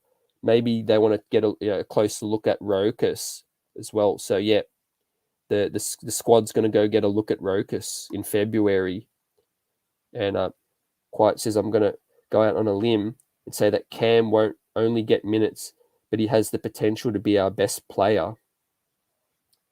Potential. Absolutely. Cam has a lot of potential, and I could see it happening. Quiet. I could see him growing. He's got the tools to be a great two-way wing for this squad. He's got the tools to be a great two-way player, and high upside, offensively, defensively, explosion, athleticism, all of that we hoped Kevin Knox could be. But he's more sound fundamentally, got a tighter handle, got better passing all-around game. Cam Reddish, I think, is going to be an all-star in this league at one point in time, I think. And Quiet says, I'm not sold on Quickly. He's a streak shooter. Those come a dime a dozen as well. I got to say, you hit the money in terms of that. Quickly's shot selection is frustrating a lot at times. Tonight, IQ, we were back within, I think we got back to within 10, wasn't it? In the fake comeback. Quickly heat check, like Clyde said, he pulled up from the logo. Instead of making the proper basketball play, Quickly jacked up that shot. It was an ugly shot. And 007, Jokibatis, Rokas out there, that's the player. Yep, Quickly is an undersized shooting guard as well. His ceiling is low. To me, the biggest swing skill set with Quickly is his handle. He's improved slightly with the mid-range. The floater will always be a shot for him. The pull-up three, pull-up off the dribble, that's a good skill. The passing and the handle. Quickly's dribble, it's so loose right now. It's out there. He does not have a tight handle. A point guard, a true point guard, floor general, needs a much tighter handle than the one Quickly got as well. So I think that's the main skill that's holding him back, right? You see him get picked each and every night. Tonight we had Alvarado steal his lunch right there as well. And Sherwin says the Knicks must make a trade for an all-star level point guard. IQ Obi, the 2022 pick, Fournier, Noel, Kemba, they can all go get a good point guard as well. Exactly. We need that point guard here as well. They're flirting with the Jalen Brunson idea as well. I know some of your feelings towards him, everybody. Jalen Brunson, he'd be a nice piece for now. Not sure how far he could take us, but we need somebody up in here. We need a point guard. And Quiet says, yeah, he said he feels he can be a star, and I believed him. RJ never said that. Yeah, Quiet confidence. You can see that, can't you, with Cam Reddish, right? He just has that moxie. And how is he going to be able to get there? Via minutes, get the shine, deal with him, have mistakes, let Cam play through all those lumps, the same thing that Atlanta didn't let him do. We need to be able to give him that runway to become a star. And that's why I said it's maddening, the Alec Burks, the Fourniers, all these day jobbers that we're messing with right now, right? We need to get them the heck out of here and clear the runway for Grimes and the like. And Sherwin says, no, D. Ross says, yep, we have our hands full trying to stay above ATL. as well. 3 games below on the wins. ATL could definitely come up and take over, I think. It's going to be interesting. We're either going to be, I don't see us making anything higher than the play-in unless it's a complete blockbuster trade. But I wouldn't be surprised if we're also a lottery team this year. I'm just calling it like I see it right now. Sherwin IQ takes floaters from just inside the 3-point line as well. He has no B-ball IQ. And that's also somewhat on the coach too, Sherwin. At the end of the day, he has so much of a leash for IQ. IQ can fart in Tibbs's face, and he'll be a free man. And Quiet Money says he doesn't even use the floater anymore. Freedom, Quiet Money, I'm with you on that. The only way I could be cool with keeping is to just accept being our Lou Will type dude. His penetration and passing skills is limited. And Sherwin, says Brunson's a backup. Yep, I know how you felt about Brunson, for sure.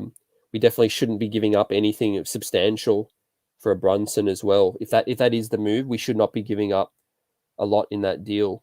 And be civilized. We need a legit flawed general. We need that legit flawed general out here to steer the ship, right? When things are going awry, like Julius wilding out and everyone else flat-footed, everyone else lacking of energy, we need somebody to calm the ship right there. Facts. And I'm showing Cam and McBride must play down the stretch as well. I'm with that. Deuce McBride, again, he's solid guy. We invested in that, in terms of the draft pick. Give him the shine. He's a two-way guy, right? At the very least, McBride's never going to lose you a game. He might look ugly some nights. He'll go through his lumps. And Cam Reddish has got all-star potential.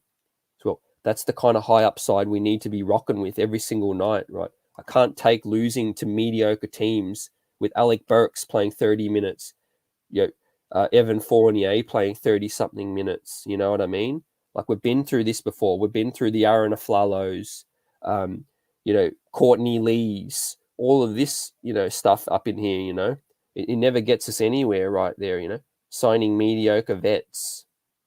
Cam is hungry, something to prove. I love it as well. Let's see. When do you think his debut will come? We obviously got the Clippers at home, another game at the Garden. That could be it. Cam got, he's getting ready. He's Tibb said he's ready any day now.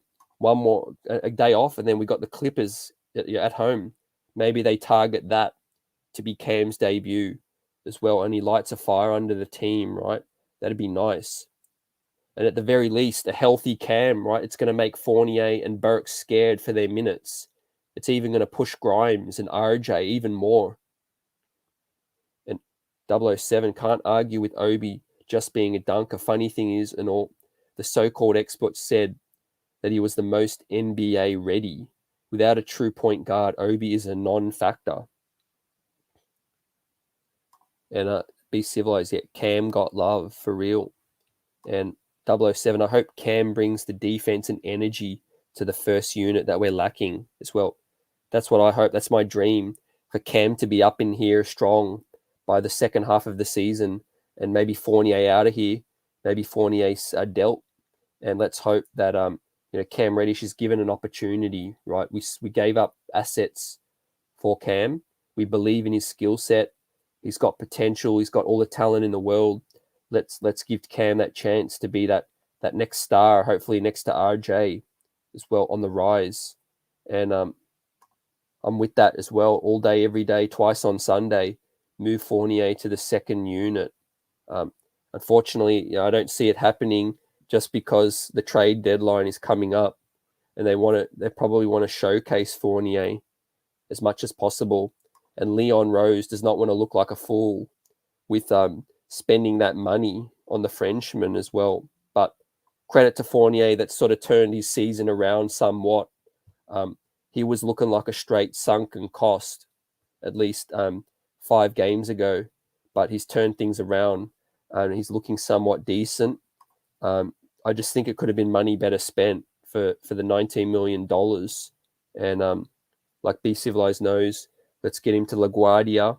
We'll all drive him there. Let's get him out of here and free up that money for somebody else. And who else could that be? A two-way guy, free up minutes for Cam, for Grimes as well. Look, Grimes ain't exactly perfect on a nightly basis, but what is Grimes doing that's wrong on the court? He doesn't make mistakes, really. He deserves more and more minutes as every game goes along. And I would not be upset with the organization giving Quentin Grimes 25 minutes a night, every night, for the rest of the season, and Cam Reddish 25 minutes as well. I would not be mad at that at all. And he says, I like the Cam trade. He brings some athleticism we lack. He needs to develop offensively. He still has good defensive potential as well. I'm just really keen to see a close look at Cam in terms of, I never really watched him on Atlanta a lot, but from all the highlights I'm watching and the scouting reports and everybody saying, his game, will adapt well. I think we need, like we saw it against, Minnesota. We saw it against Charlotte firsthand. We saw it tonight against New Orleans. These long, athletic, rangy wings, they can defend. They can give you problems. We just don't have anybody like that. Evan's not athletic. Alec Burks can't really jump over a credit card. Quentin Grimes got a little bit of hops. He threw one down tonight. But we need a guy like that's got real athleticism to help, and that's how you become a good defensive team as well. And like Sherwin says, hits home. We are losing to the mediocre teams because we are one as well. Not going to sugarcoat that at all. Absolutely, we are mediocre, but we are below mediocre right now. We're 2 games under. We're losing to these kind of teams. I'm interested to see what does it look like against Miami. What does it look like against Milwaukee and all these other squads coming up in here, right? I won't be surprised if we are in the play-in or lottery as well. And 007's on that train too. Put Evan Fournier on the first thing smoking out of here. And like Quiet saying, Cam will get his minutes. Players will be traded to make room for him to blossom. Could have been driving a camouflage tank straight through the garden floor without anybody noticing it. I'm with that, and I hope, Cam, like what you said, I hope that's the avenue out of here, because like we've been saying, we need those kind of guys, two-way player as well. And I think a solid wing with RJ, Cam, and Grimes, those guys are going to make it, at the very least, they're going to make it difficult to score on you, right? They play with pride, each and every night. And be civilized. Told you, CT, from the beginning of the season, when we was 10 games in, when Noel was still out, that we should have gotten a refund or renegotiate that contract as well. On the money with that one. Flowers with you. Nerlens Noel, I did not expect it to be that bad of a contract this season, but it's looked probably the worst contract, to be honest. I mean, even Evan Fournier's given us something. It's given us burn. But Nerlens Noel, man, he's built of paper tissue, straight facts, right? He comes out here, you blow on him, or the wind blows, and he's got knee soreness or something. And look, that's no knock on Nerlens' effort. He plays with effort. There's no doubt about it. He throws his body around, all 155 pounds soaking wet. He throws that body around like nobody's business, but that's not a sustainable game for him, right? He can't stay healthy. And the R&B move as well. They put Frenchie on the Greyhound as well. Not even a plane, a Greyhound out of here, right? Let's send him to Philadelphia. Let the Philly fans, see that in action. And I hope the front office does that quite. But Leon hasn't made the star trade yet, so I'm worried. Absolutely. That's what we've been crying out for as well. They can draft. They've shown that they can pull off the no-brainer trade. What have they proven in terms of free agency, right? I know it's not all on their fault. Dudes didn't want to give them a meeting. Fred VanVleet didn't want to meet with them. But there's also talk that they didn't really, they weren't interested in dudes like DeRozan or Lonzo Ball. So maybe, maybe they not just players don't want to meet with them. Maybe they've got to broaden their horizon. You know what I mean? Not be so rigid in their thinking. And who they go after. Because I mean, all these guys are staying with their teams. You know what I mean? They're getting paid the money, and Jones put him in your trunk and light a match. Just send him over to Texas State to some Texas steaks out there as well. He loves the steaks. They don't rule out a Dallas move too. Got the Brunson rumor out there. Dallas and the New York Knicks will forever always be, trade partners. The Dallas Mavericks right there with Trey Burke, KP, Frank, Reggie Bullock, everybody out there. Let's see if Dallas and the New York Knicks get interested in making a move again. And I don't think we're going to get a star player as well. Like I highly doubt it quite as well this offseason or this trade deadline. I mean, I don't see us making getting that star player in here before the season. If you had to put a gun to my head and said one or who's the most likely, at least attainable star player, I would have told you Dame Lillard. Dame Lillard. There's talk if he left Portland. You kind of know New York Knicks would be a destination he would consider, but Dame, all of that is just gone out the window now. The injury, the surgery he's had, recommitting to Portland as well. Without Dame Lillard here, that would have solved some point guard issues. I don't really know what other star.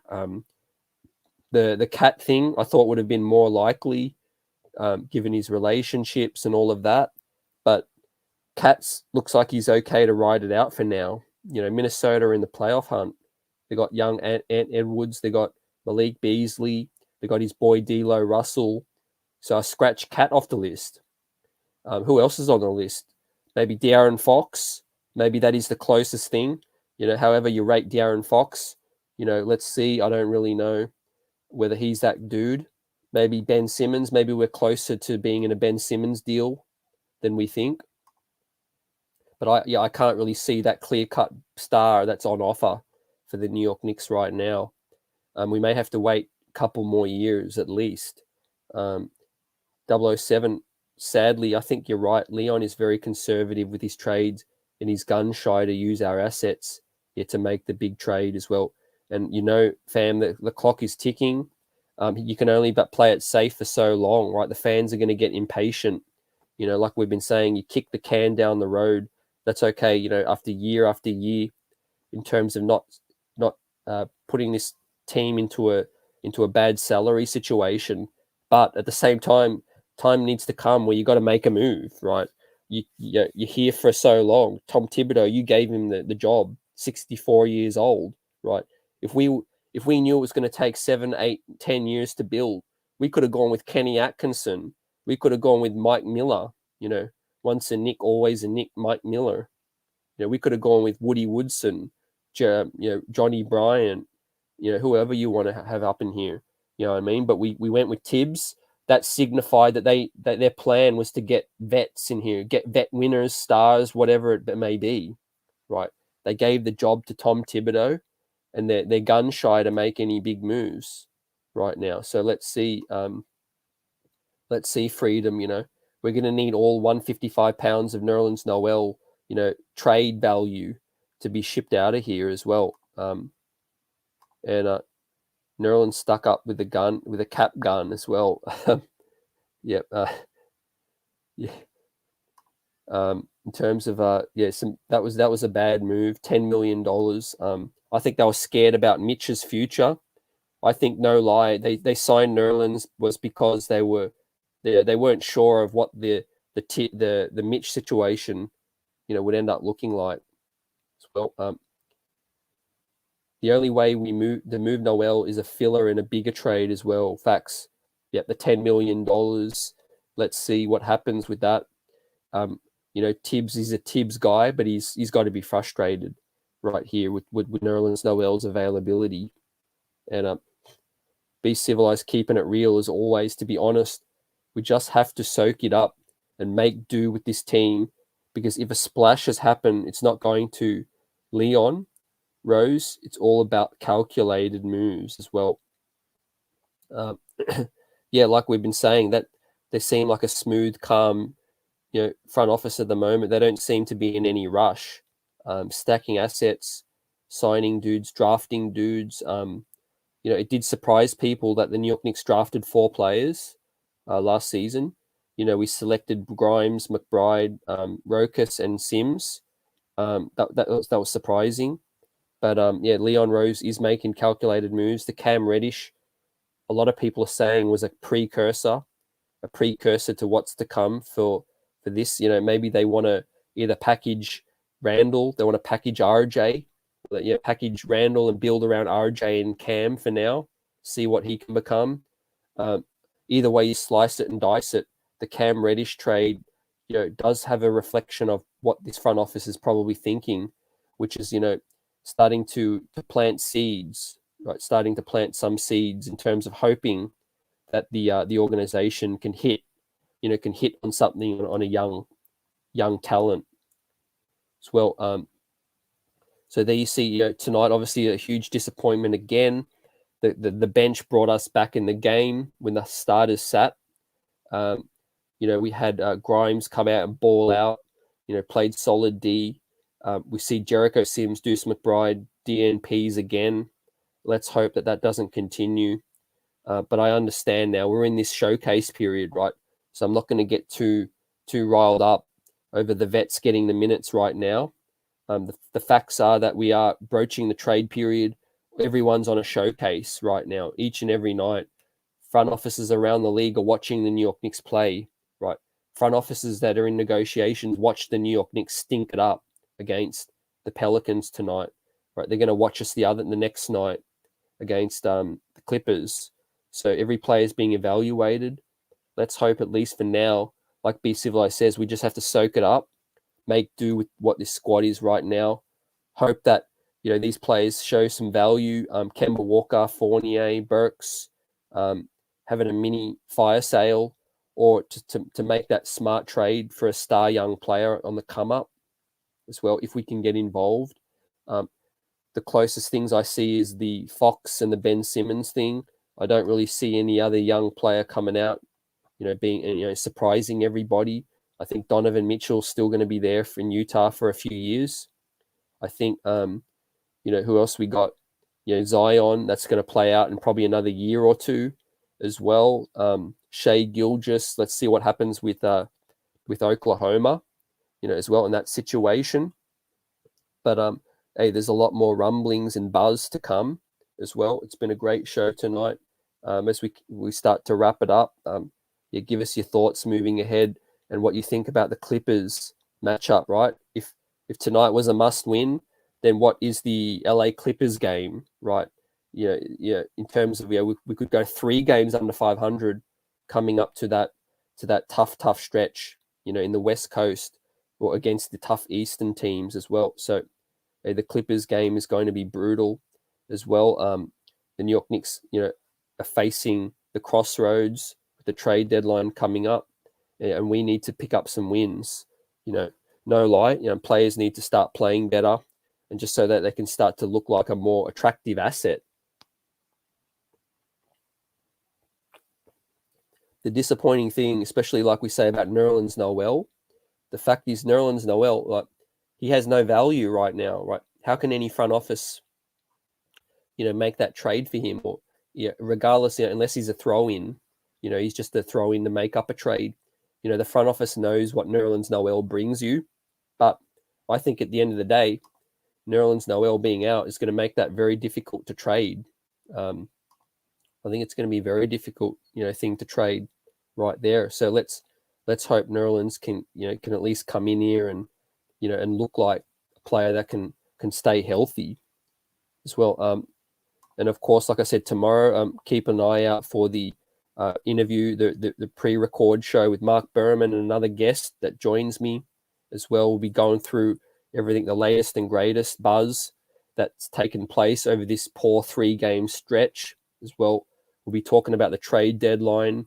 We'll be talking about the Julius situation with RJ Barrett, Obi Toppin, everything, on our minds that we're thinking right now. Is Evan Fournier, are they looking to move on from certain assets, who they're in discussions with as well?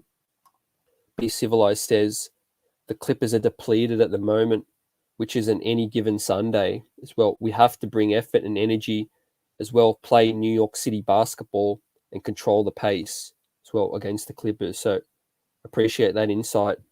Be Civilized as always. You can't take any team for granted the way we're playing right now. And I'm really hoping the story is the next game is Cam Reddish's debut. He's getting closer. He's warming up before games. We have obviously practice tomorrow. We have an off day. So is that a critical time where the front office can or the coaching staff can evaluate Cam Reddish and assess his availability as well? I'd love Cam to come in, give us that boost. Like I said, he'll give us that jolt that we need. Come in and play with a chip on his shoulder, play physical, light a rocket up under Evan Fournier and Burks and RJ and all of that. I'm the new guy in town, and just prove Atlanta that were wrong for giving up on him as well, and being justified, for wanting to find a new home. So I think Cam Reddish playing the next game is a real possibility, and that's what I'm looking forward to right there. The Kemba Walker thing, not going to lie, wouldn't be surprised if we get word tomorrow or the beginning of the Clippers game that Kemba Walker's out, knee soreness, and maybe they just decide, okay, let's sit tight on Kemba till the trade period as well. Would not be surprised at all. Kemba only played 21 minutes tonight, only 5 points in a -22. And you can't really say, tonight he was playing against small guards, Devontae Graham and the like, but Kemba still just struggled as well. You can't rely on Kemba, for the most part. So I'll look for that story, the Kemba Walker thing. Do they continue to force feed that before the trade deadline? The Cam Reddish thing as well. One critical talking point will be the Obi Toppin thing tomorrow with Mark in terms of Obi Toppin's future. He's got to be frustrated by the day, whether you're an Obi fan or not. It's, the situation, in terms of him being behind Julius and us needing to free up spots or consolidate assets.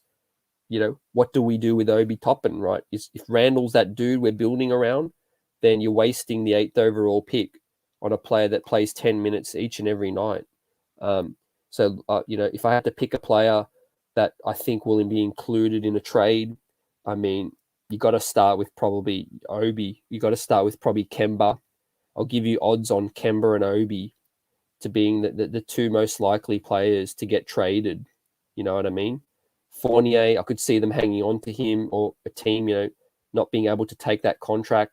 And I could also see Nerlens staying too, because that, the injury, and maybe he's, no teams are interested. But I think I've got to put Obi and Kemba as the two most likely gentlemen to be traded out of here. And potentially Alec Burks, with Cam Reddish. Let's say they get 2 weeks of a look at Cam Reddish and he balls out.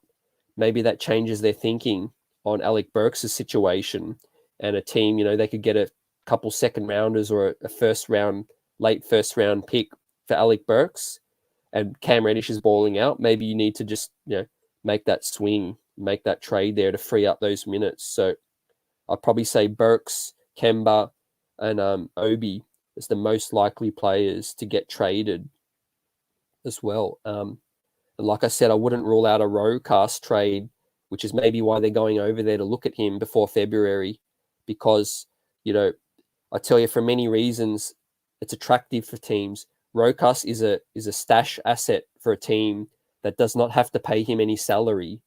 So here's a nice throw-in in a trade. Teams are going to be attracted to that. Let's say they come to terms with a team on a deal, and they try and wrangle another asset. They could say to the New York Knicks, okay, throw in Rokas and you've got a deal, and then they might say, okay, Rokas, we'll throw him in just to make the deal done. as well. You know, we want to keep Deuce, we want to keep Quickly, we want to keep Grimes out of the deal. Take Rokas, you know, so look for Rokas to possibly be a throw-in as well. Teams love a stash prospect, especially if they're the rising star in the Euro League as well. That just adds cream on the cake for the team. And E. Gibson, like to see Obi and Fournier moved as well. I could see it happening definitely. And whether you're an Obi fan or you're not, there are people that would see Obi as probably being one of the better trade assets we have, you know, in terms of, you know, him not playing much. And of course, Fournier needing to make salary work as well. You know, he could definitely help a contender, E. And Nick Yak, salute. Tibbs ran second team 13 minutes straight, dragging ass, who usually get 4 to 5 minute burns. Why as well? I think he was fed up with the starting unit tonight, but yeah, he definitely ran that. He ran that second team into the ground. He ran that second team into the ground, and that second team includes Taj Gibson as well.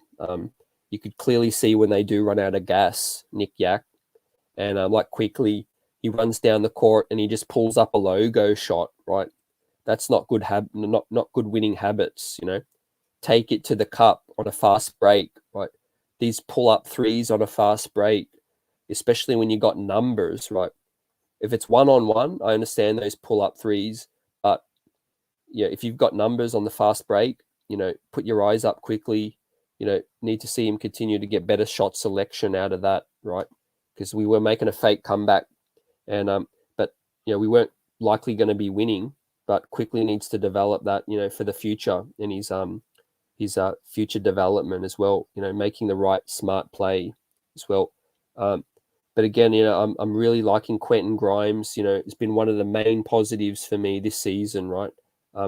We look like we've uncovered a future rotation player out of last draft that's only going to continue to get better.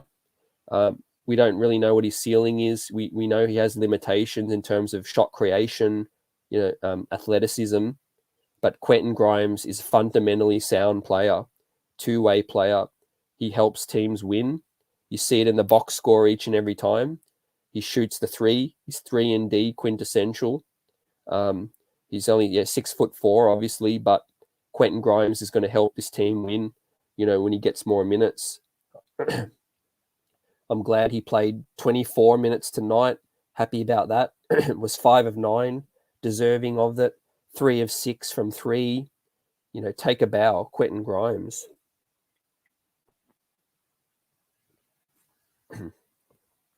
Finally, they hit on that selection with Quentin Grimes, a two-way guy. You know, they watched him in the pre-combine. Yeah, Tibbs fell in love with that, what he could do. I'm still high on Deuce, 16 and 16 in the G League. Bright future for Deuce as well. See him continue to ball out. And look, that's the main positives for me for this season, right? I can't lie. I can't sit here and say I'm super, super excited for any of the vets on this team, right? In terms of these vets, you know, taking us to the next level. RJ Barrett, I'm still high and hopeful he's going to be part of the future. And Mitchell Robinson, I'm liking his growth as well. He still has limitations at times, you know, needs to improve, you know, in his fundamentals and b-ball IQ. But outside of that, you know, Fournier does not move me. Kemba doesn't move me. Burks doesn't move me. Gibson doesn't move me. And yeah, at the end of the day, they're my positives from the season so far. And that's why I'm really, really high on the Cam Reddish thing. Like we've been saying, quiet money on the money. Cam Reddish could end up being our best player.